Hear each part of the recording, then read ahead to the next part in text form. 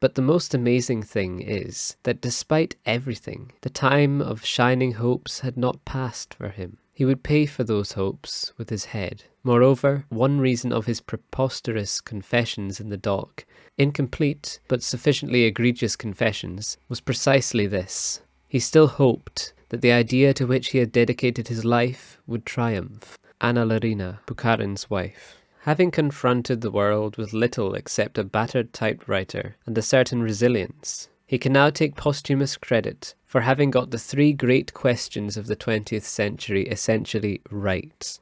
Orwell was an early and consistent foe of European imperialism and foresaw the end of colonial rule. He was one of the first to volunteer to bear arms against fascism and Nazism in Spain. And, while he was still soldiering in Catalonia, he saw through the biggest and most seductive lie of them all, the false promise of a radiant future offered by the intellectual underlings of Stalinism. Christopher Hitchens. The continent of Europe was once an intricate, interwoven tapestry of overlapping languages, religions, communities, and nations. Many of its cities, particularly the smaller ones at the intersection of the old and new imperial boundaries, such as Trieste, Sarajevo, or Vilna, were truly multicultural societies where Catholics, Orthodox, Muslims, Jews, and others lived in familiar juxtaposition. We should not idealize this old Europe, but it was real, and it survived into living memory. Between 1914 and 1945, however, that Europe was smashed into the dust. The tidier Europe that emerged, blinking into the second half of the 20th century, had fewer loose ends. Thanks to war, occupation, boundary adjustment, expulsions, and genocide, almost everybody now lived in their own country, among their own people. For 40 years after World War II, Europeans in both halves of Europe lived in hermetic national enclaves, where surviving religious or ethnic minorities, the Jews in France, for example, represented a tiny percentage of the population at large and were thoroughly integrated into its cultural and political mainstream. Only Yugoslavia and the Soviet Union stood aside from this new, serially homogeneous Europe. Tony Judd in Post-War. Lenin did not shy away from political violence, and his cooperation with the Left SRs lasted only a few months. Yet, there was nothing inevitable about the seemingly insatiable bloodlust of his successor, and his turning of state terror on the Communist Party itself. From 1936 to 1938, the vast majority of Bolsheviks who had made the October Revolution were sentenced to death for alleged participation in wild conspiracies against the USSR. Stalin appointed Yagoda as head of the NKVD, the secret police. He was the architect of mass arrests and show trials during the Purge years, but succumbed to the machine himself in 1938 when he was accused of industrial sabotage and Trotskyism and shot. One of the most disturbing trials was that of Bukharin, one of the original revolutionaries and a close ally of Stalin in his rise to supremacy. His full confession of absurd crimes was to him a last act of loyalty to the Communist Party. By the end of the Great Terror, opposition was crushed, or confined to an ever-shrinking private sphere, the preserve of individual thought.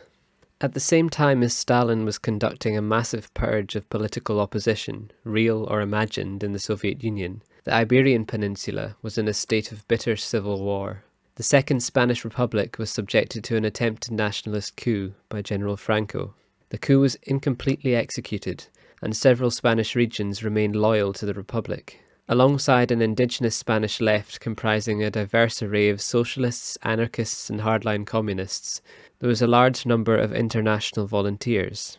The international brigades saw the war in Spain as an existential fight for the soul of Europe to defend and strengthen socialism against the menace of fascism. Franco's nationalists showed no mercy to their left-wing enemies, and brutal atrocities were committed against the Catholic clergy by the Republic's defenders. While the USSR contributed military aid in the form of equipment to the Republic, they also brought political terror and conducted purges against Trotskyists. On the other side, Mussolini's Italian fascist regime provided naval and air support, and Hitler's Luftwaffe conducted bombing raids in a precursor to the Blitz. The outcome of the war was Franco's victory and the end of democracy in Spain until 1975, on his death. Spain was neutral in the Second World War. so no international side gained from the country they helped to ruin. The war produced passionate works of art from Ernest Hemingway, George Orwell, and Pablo Picasso.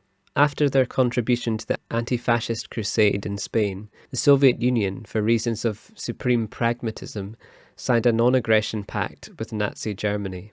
Treaties with Germany were not unprecedented for the USSR. In 1918, they had negotiated with the Kaiser's diplomats to end their participation in the First World War. After his abdication, they made a trade deal with Weimar Germany in 1922 at Rapallo in Italy. This new pact was different, however, in that they were treating with their ideological antithesis.